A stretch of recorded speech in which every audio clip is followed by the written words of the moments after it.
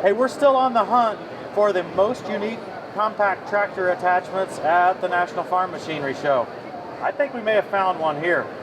Of course, we've got Ken and Jason, our compact tractor experts, with us, but we're joined by Bill, the president of Precision Manufacturing, and I think we may have found a contender for this most unique compact tractor attachment. Bill, what do you have here? Well, we've got what we call our MiniClip.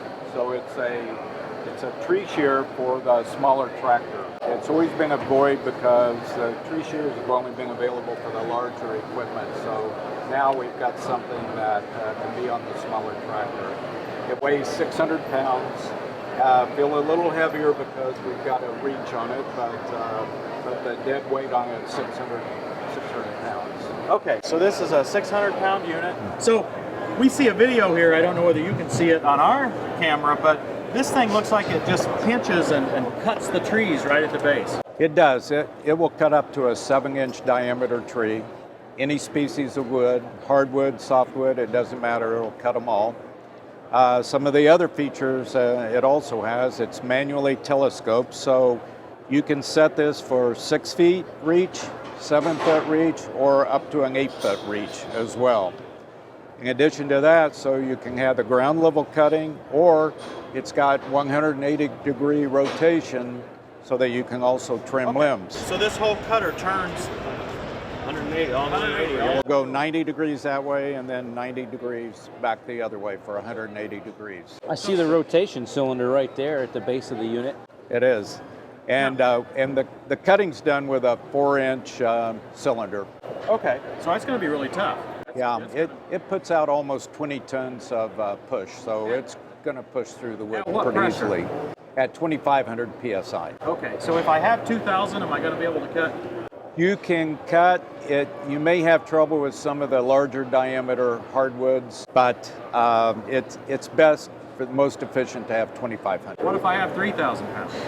No problem. Okay, so it'll handle higher pressures. It'll cut quicker, yes. Okay. And the cut's going to take somewhere around 3 seconds to cut completely through the wood. I see you have a diverter mounted right there, so during installation I need to have an electrical switch mounted somewhere. Does that come with the kit? It comes with the unit, yes, and we have a hand control that will control it, both of the rotating function as well as the cutting function. So I'm sure guys that already have a diverter on their tractor can already use this attachment with little to no modification. That's correct. Yep, it should just plug and go. It seems like though there's 2 functions up here, where a typical diverter only provides 1 function, so there would still have to be a secondary switch. Well, we put a valve on this as well. Okay. So if you already have a 3rd function, and this will provide both functions for you. It's an electric hydraulic switch. Okay. Now this one is on a skid steer quick attach connector. Do you offer the John Deere quick attach version? Yes, we can also do the 400 series quick attach brackets as well. Kenny, what do you think? You going to get one of these? I could use it on my 3 Series tractor, yeah. I could use that around the property for sure. Well, that is a good point. This is probably a little bit too big, a little bit too hefty for a subcompact, a BX or a JD1 series or the small 2 series. But by the time you get to the large frame 2... Large frame 2s and the 3 should have no problem with this. It looks well built. Is this mild steel? No, that's T1 steel, and we have the blade is milled. It's got about an 1/8-inch edge on it, and you never have to sharpen it. There's no maintenance on the blade whatsoever.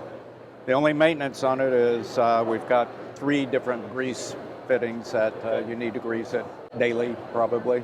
And the blade should last forever. Yeah.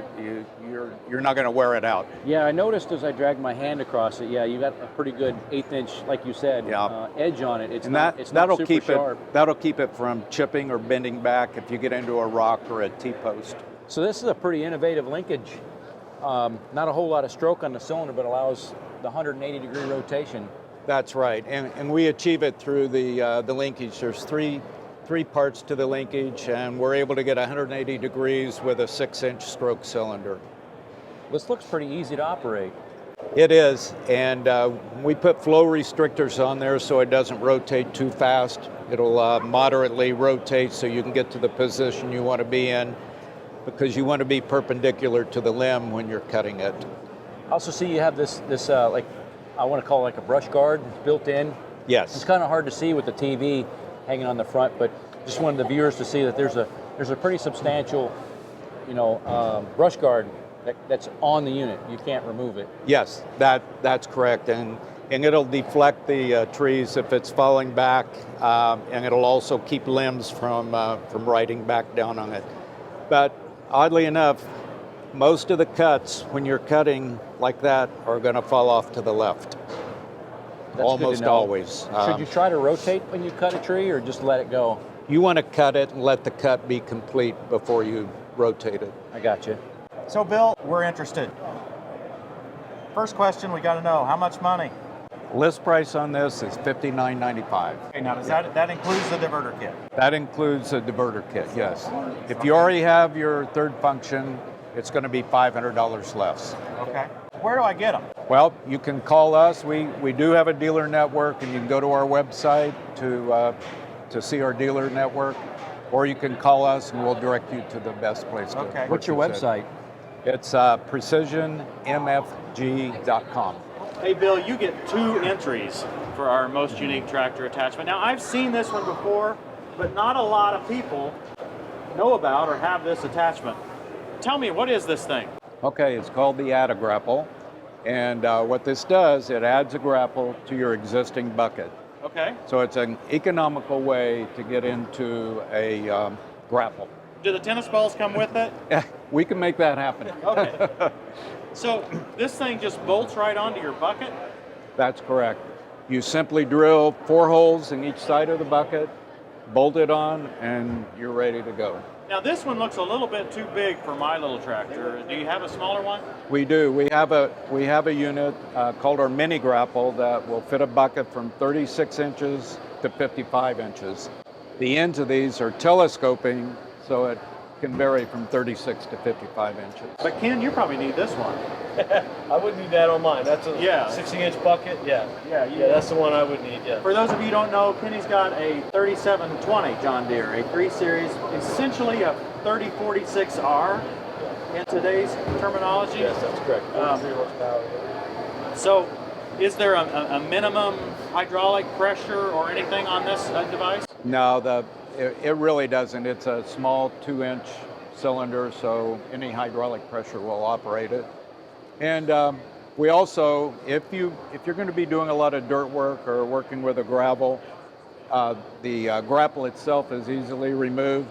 You just punch the pin out, remove your disconnect your hydraulics, and remove the grapple, and you're back to bucket only. Okay, so you leave the tube on, you take off the actual clamp. That's correct. Right. Okay. Hey Jason, what size do you need on your tractor? I would go with a 60-inch, so I could go in either one of them, couldn't I? Yes, probably this model would fit you best. It looks very well built. I like the quality of the welds. There's no spatter anywhere. The paint looks really good. This looks like a very quality implement. I'd be proud to own something like this. Okay, how much for this thing? Well, this one runs $795. The smaller is $695. That's an excellent price point to Yeah, get started. and Does that's Obviously, still need a diverter kit to operate it. But That's still, right. That's an excellent price point to get started in the grapple. Yeah. Let's operate this. Oh, this sure. actually works, doesn't it? We've got live hydraulics. Yeah.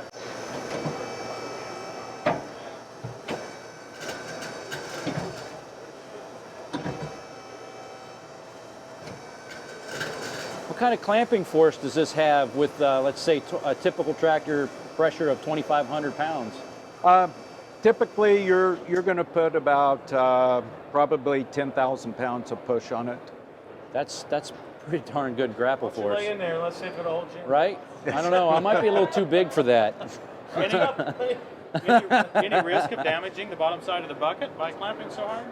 No, because when you're installing it, you extend the cylinders and just have it barely touching the bucket. So it will touch it, but not with a great deal of force. Okay. Looks like 4 half-inch holes per side, and that's pretty much it. And that's it, yes. Hey, you've got a bonus attachment here we need to look at. What's this thing down here? Okay, this is called the Tame It. What the tainment does, it helps keep your hoses out of the tires and tracks on your equipment, keeps it up out of the way, so you don't get it tangled up. How do you fasten it to the device? This welds or bolts to the device, and then you run your hydraulic lines through these holes here. Hey, thanks a lot. Yet another interesting compact tractor attachment. Maybe you think this is the best. Leave a comment below if you think this is the best compact tractor attachment we've seen. Come back for future episodes as our search continues for the most unique compact tractor attachment at the National Farm Machinery Show. Thanks for watching, everybody, and we'll see you next time on Tractor Time with Tim.